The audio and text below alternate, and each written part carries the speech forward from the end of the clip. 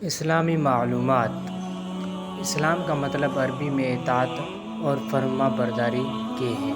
انسان اللہ تعالیٰ کی اطاعت و فرما برداری اس وقت تک نہیں کر سکتا جب تک اسے کچھ باتوں کا یقین نہ ہو۔ سب سے پہلے انسان کو اللہ پر کامل یقین ہونا چاہیے۔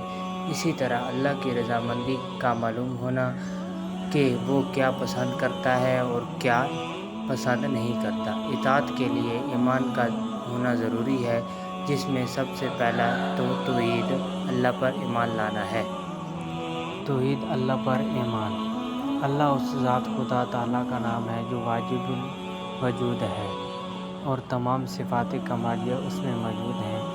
کوئی اس کا شریک نہیں۔ وہ ساری دنیا کا مالک ہے۔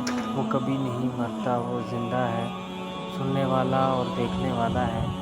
نہ کوئی اس کی طرح ہے، نہ کوئی اس کے برابر ہے۔ وہ تمام طاقت کا مالک ہے۔ وہ کسی بھی کام کے لیے کسی کا محتاج نہیں ہے۔ وہ بیماروں کو اچھا اور تکلیفوں کو دور کرتا ہے۔ اس کی کوئی ظاہری صورت نہیں، اس لیے اس کی کوئی شکل و صورت نہیں ہے۔